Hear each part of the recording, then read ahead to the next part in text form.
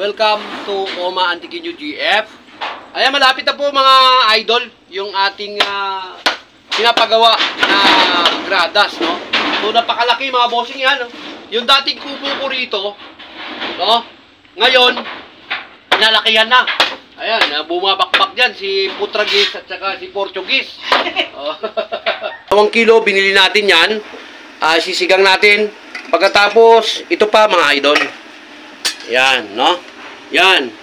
Binili po natin ito mga bossing para po sa ating mga trabahador. Mamaya, marami yun. Saglit lang po nila yan.